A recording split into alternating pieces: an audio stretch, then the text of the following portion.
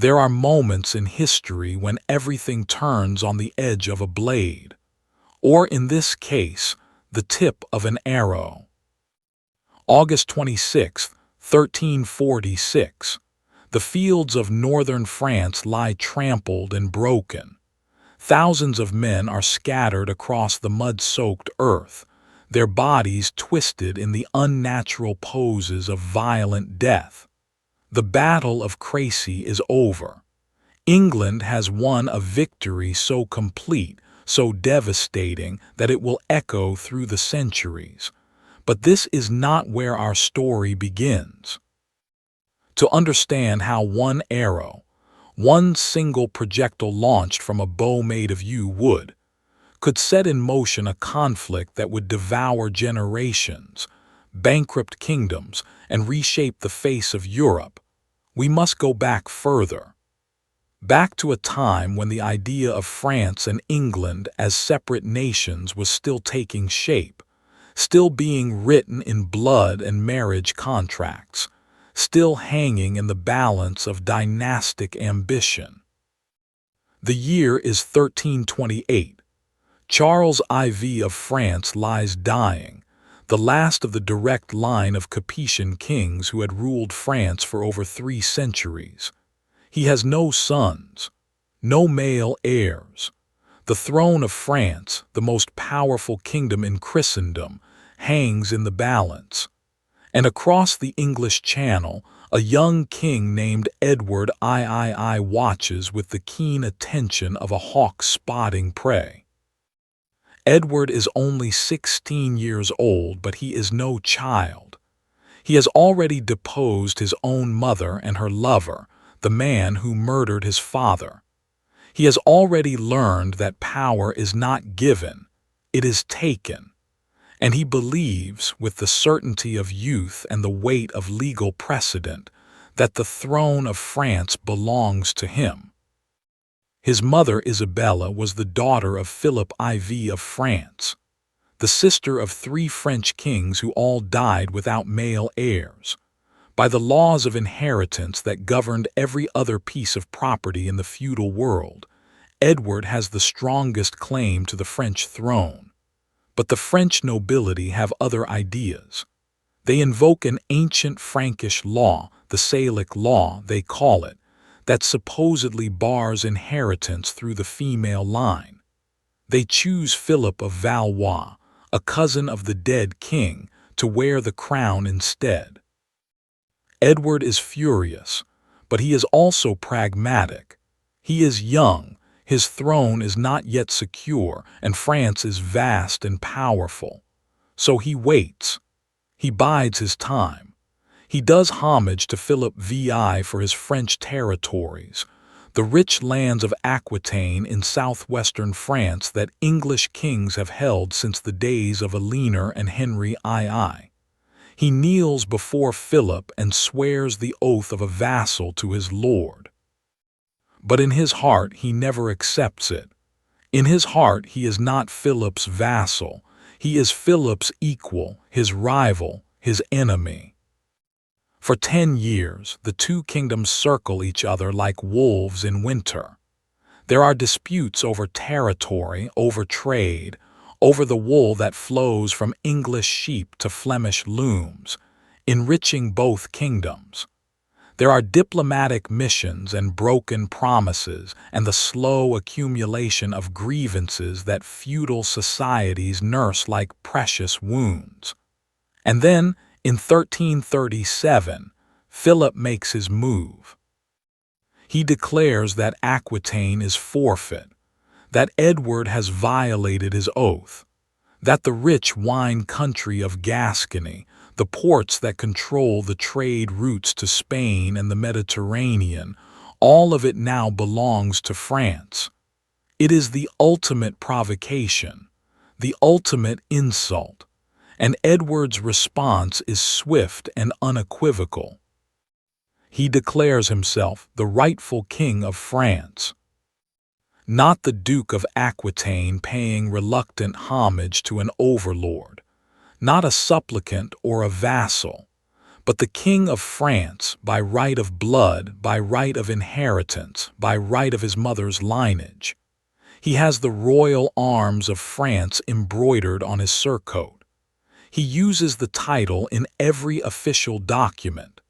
He will use it, or his descendants will use it, for the next 450 years. This is how the 100 Years' War begins, not with a battle, not with an invasion, but with a claim, a legal argument, a dispute over bloodlines and inheritance laws that seems, to our modern eyes, almost absurdly technical. But in the medieval world, these things matter. Legitimacy matters. The right to rule is not just about power. It is about law, about custom, about the will of God made manifest through the order of succession. And so Edward prepares for war. He gathers his armies. He forges alliances with the restless cities of Flanders who resent French domination. He empties his treasury to pay for soldiers and ships. And in 1346, he launches an invasion that will bring him face to face with the French army at a small village called Crécy. The Battle of Crécy is not supposed to happen. Edward's invasion has not gone according to plan. He has landed in Normandy with perhaps 15,000 men, a respectable force, but nothing compared to what Philip can muster from the vast resources of France. The English have marched across the Norman countryside, burning and looting, engaging in what the French call a chevauchée asterisk, a destructive raid designed to humiliate the enemy, to demonstrate that their king cannot protect them. But now Edward is trapped. The French army is closing in from the south. The Seine River blocks his path to the north. His men are exhausted, hungry, running low on supplies. He needs to find a way across the river before Philip's forces can catch him and destroy his army in detail. Through a combination of luck and speed, Edward manages to cross at Poissy, just west of Paris. He burns the bridge behind him and continues north, trying to reach the safety of English-held Flanders. But Philip is relentless. The French army, swollen to perhaps 30,000 men, perhaps more, the chronicles disagree, pursues the English like hounds after a wounded stag. Edward knows he cannot outrun them forever. His men are reaching the limits of their endurance. So he makes a decision that will echo through military history. He will stand and fight. He will choose his ground and dare the French to come to him. And on August 26, 1346, he draws up his army on a gentle ridge near the village of Crécy-en-Ponthieu. It is not much of a ridge. The slope is gradual, almost gentle, but it is enough. The English position themselves in 3 divisions, with the archers on the flanks, thousands of them, armed with the longbow, that devastating weapon that has already proven itself in the wars against Scotland. The longbow is not a noble weapon. It is not wielded by knights in shining armor. It is the weapon of commoners, of peasants, of men who have spent their lives drawing the massive yew staves that can drive an arrow through plate armor at 200 yards. It takes years to train a longbowman, and England has been doing it for generations. Every village has its archery butts. Every Sunday, men practice after church. It is mandated by law. And now, on this August afternoon, those years of practice will pay dividends that no one could have imagined. The French army arrives in the late afternoon. They have been marching hard and they are in disarray. Philip's advisors urge him to wait to rest the men to attack in the morning when they are fresh. But the French nobles are eager for glory. They can see the English outnumbered, tired, cornered. This will be a slaughter, a triumph. Songs will be written about this day. Philip gives the order to attack. The Genoese crossbowmen go first. They are mercenaries, professionals among the best in Europe. But they have been marching all day, and many of them have left their pavises, the large shields that protect them while they reload, back with the baggage train. As they advance up the slope toward the English lines, a summer storm breaks over the battlefield. Rain lashes down. The crossbowmen's strings, made of hemp, grow wet and slack. Their bolts lose power, falling short of the English lines. And then the English archers reply. The sound is like nothing anyone has ever heard before. Thousands of bowstrings releasing in near unison, a sound like a massive inhalation of breath. And then the arrows fall, not in a scattered volley, but in a steel rain, a storm of death that darkens the sky.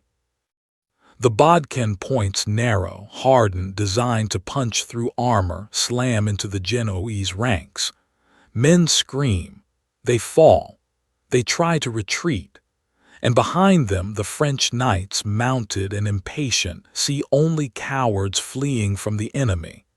They charge forward, trampling their own crossbowmen, riding them down in their eagerness to close with the English.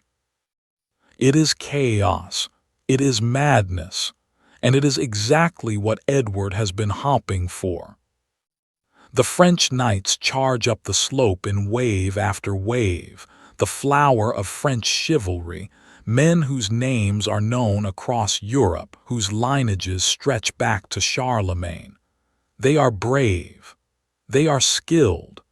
They are convinced of their own invincibility, and they ride into a killing field. The arrows never stop. The English archers can shoot 12 arrows a minute, perhaps more. They have brought hundreds of thousands of shafts to the battlefield. As the French cavalry struggle up the muddy slope, exhausting their horses, the arrows find every gap in their armor. They strike the horses, the vulnerable, unarmored horses, and the destriers scream and fall, throwing their riders, creating obstacles that the next wave must navigate. The French charge 16 times, 16 separate attacks, each one crashing against the English line like a wave against a cliff. And each time the arrows and the English men-at-arms break them. The fighting goes on into the night, lit by torches and the glow of burning wagons.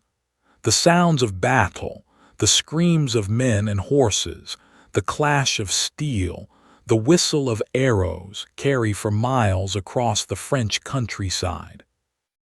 When dawn breaks on August 27th, the field is carpeted with the dead. Thousands of French nobles and knights lie in the mud. The Count of Flanders is dead. The Duke of Lorraine is dead. The Count of Blois is dead. The blind King John of Bohemia, who insisted on being led into battle despite his sightlessness, is dead, his body found the next morning surrounded by his loyal retainers, all killed where they stood. The English losses are minimal, perhaps a few hundred dead. It is not a battle, it is a massacre, and it changes everything. But we still have not reached the arrow. The one arrow. The single shot that, more than any other, will determine the course of the war and the future of two kingdoms. Among the dead on the field of Crécy is the body of King Philip VI of France, or rather, no. Philip survives Crécy, fleeing the field when it becomes clear that the day is lost. But something dies that day. French military confidence. the myth of the invincible French knight, the certainty that God favors the righteous cause. Edward follows up his victory with another stunning success. He besieges Calais, the fortified port city on the French coast, and after nearly a year, the city surrenders. England now has a permanent foothold in France, a gateway for future invasions. The 100 Years' War has truly begun. But wars are expensive, devastating. They consume treasure and lives and the patience of subjects who must pay for them. And after Crécy, after Calais, there is a pause, a breathing space. Plague sweeps across Europe, the Black Death, killing perhaps a third of the population. Both kingdoms reel from the catastrophe. War becomes secondary to survival. Years pass. Edward grows older. His son, the Black Prince, so called for the color of his armor, becomes the terror of France, winning another crushing victory at Poitiers in 1356 and capturing the new French king, John II. The Treaty of Bretagne in 1360 seems to end the war. Edward renounces his claim to the French throne in exchange for vast territories in southwestern France. Peace. But it doesn't last. It never lasts. The French begin to claw back the lost territories. English garrisons fall one by one. The war resumes, now dragging into its second generation. The men who fought at Crécy are dead or old. New commanders lead new armies. The certainties of the early years give way to the grinding attrition of a conflict that seems to have no end. And then we come to 1415, to Agincourt, to another English king named Henry V, who revives the old claim to the French throne and leads another invasion. The pattern repeats. An English army outnumbered, exhausted, cornered. A French army, confident, superior in numbers, and another devastating English victory, won by archers raining death from a distance. But this is not where the arrow strikes either. Not yet. The war continues. Henry V conquers Normandy. He forces the French king to sign a treaty making Henry the heir to France. He marries the French princess. For a brief, shining moment, it seems as though England and France will be united under one crown, just as Edward III dreamed nearly a century before. And then Henry V dies, suddenly, at the age of 35. Dysentery probably, or some other camp disease.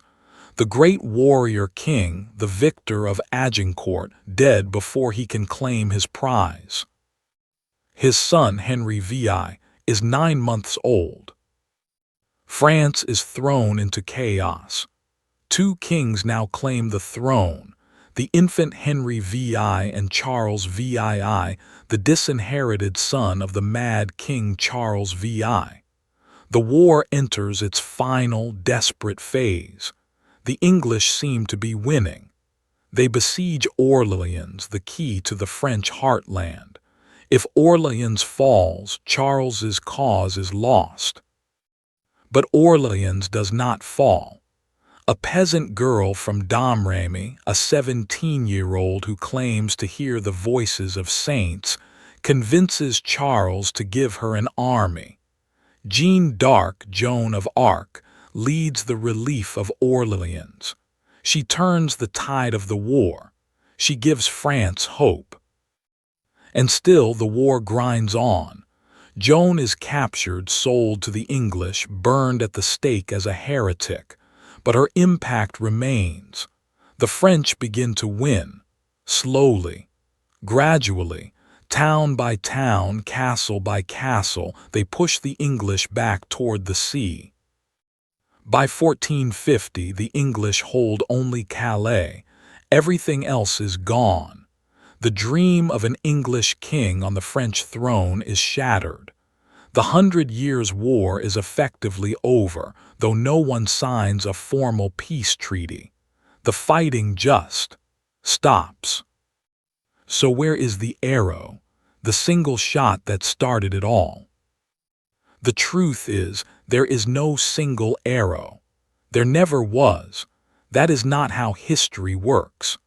The 100 Years' War was not started by one event, one decision, one moment of violence. It was started by 1,000 small choices, 1,000 accumulated grievances, 1,000 moments when men chose pride over peace and ambition over accommodation. But if we must choose an arrow, if we must find that single point where everything changed, perhaps it is this: the moment when Edward III decided to claim the French throne, when he transformed a dispute over feudal territories into a war over legitimacy itself, when he made it impossible for either side to back down without losing everything. That decision was the arrow, and it flew straight and true through 100 years of war, carrying with it the fate of millions who would never know why they were fighting, only that they must. The butterfly effect, we call it now. The idea that small causes can have large effects, that a butterfly flapping its wings in one place can set in motion a chain of events that leads to a hurricane somewhere else.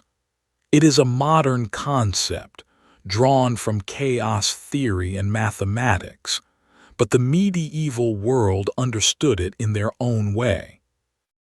They believed in fortune's wheel, in the idea that small actions could have vast consequences because God willed it so.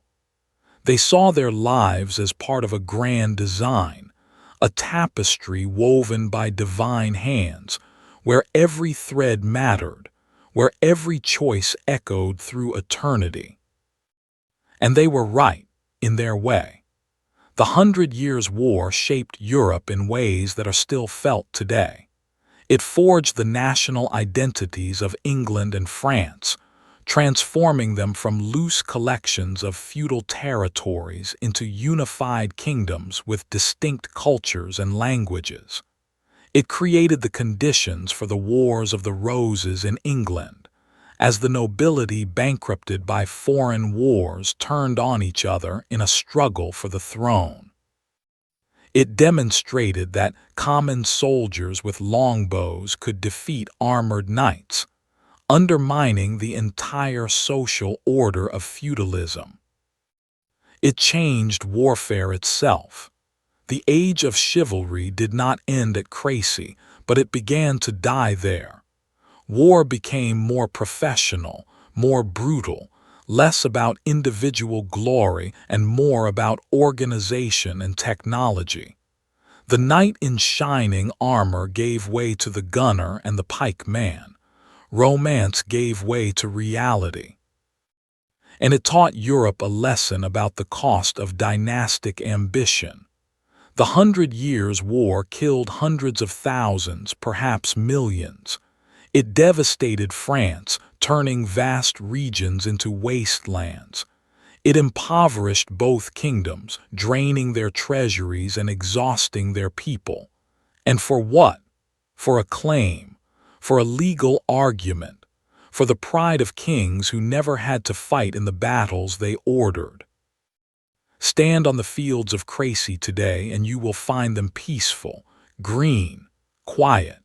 There is a memorial, a tower built in the 19th century to mark the spot where the blind King John of Bohemia fell. But otherwise, there is little to indicate that this was once a place of slaughter. The blood has long since soaked into the earth. The bones have been gathered and buried. The armor has rusted away to nothing.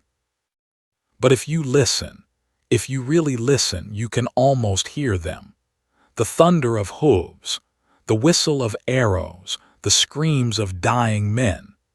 the ghosts of that August day when the world changed, when common archers proved that they could break the flower of chivalry, when England won a victory so complete that it blinded them to the reality that France was too large, too resilient, too fundamentally different to ever be conquered and held. Edward III died in 1377, 50 years after he first claimed the French throne. He never wore the crown of France. Neither did his son, the Black Prince, who died a year before his father. Neither did his grandson, Richard II, who was deposed and murdered. Neither did his great-great-grandson, Henry VI, who lost his mind and his kingdom both. The arrow flew, it struck. It started a war that consumed 5 generations, and in the end it changed nothing. France remained France. England remained England. The claims and counterclaims that seemed so vital, so worth dying for, faded into history, becoming footnotes in chronicles, subjects for historians to debate. But the war itself, the war mattered, not because of who won or lost, but because of what it revealed about human nature, about our capacity for violence in service of abstract ideas, about our willingness to sacrifice everything for pride and honor and claims that exist only on parchment, about the terrible, beautiful, tragic nobility of soldiers who fight and die for causes they barely understand. The men who fell at Crécy did not know they were fighting the 100 Years' War. They didn't know that their children and grandchildren would still be fighting the same war decades later. They knew only that their king had called them to battle, and they answered. They did their duty. They stood their ground. And they died, most of them, in a muddy field in northern France, fighting for reasons that seemed clear in the moment but would grow murky with time. That is the real lesson of the arrow that killed a king, of the butterfly effect that launched the 100 Years' War. It is not about the grand sweep of history, the rise and fall of kingdoms, the clash of dynasties. It is about the individual choices that accumulate into history. The archer who drew his bow at Crécy, the knight who charged one more time despite the arrows, the peasant girl who heard voices and believed they came from God, the kings who could not let go of their pride, the soldiers who did their duty, even when it meant their death. Each of them released an arrow. Each arrow flew. Each found its mark. And together they wove a tapestry of war that covered a century and shaped the world we inherit today. We still release arrows. Different weapons now, words, policies, economic decisions, military interventions. But the pattern remains. Small actions with unforeseen consequences. Choices made in the heat of the moment that echo across decades. The butterfly effect, working itself out in ways we cannot predict and often cannot control. The question is not whether we will release the arrow. We always do. The question is whether we pause long enough to consider where it might fly, what it might strike, what chain of events it might set in motion. Whether we have the wisdom to see beyond the moment, beyond our pride and our certainties, to the larger pattern of cause and effect that governs human affairs. The 100 Years' War teaches us that we often do not, that we stumble into catastrophe with our eyes open, convinced that our cause is just, our claim legitimate, our victory inevitable. That we sacrifice generations to ambitions that will never be fulfilled, that we are, in the end, far less in control of history than we imagine. But it also teaches us something else, that humans endure, that we rebuild, that we find meaning and purpose even in the midst of senseless violence, that we tell stories about the past to make sense of the present and guide the future, that we remember the dead, honor their sacrifice, and try, sometimes successfully, sometimes not, to learn from their example. The arrow flew, the war began, millions died, two kingdoms were transformed, and here we are centuries later still trying to understand what it all meant, still searching for the pattern in the chaos, still hoping that somehow we can do better.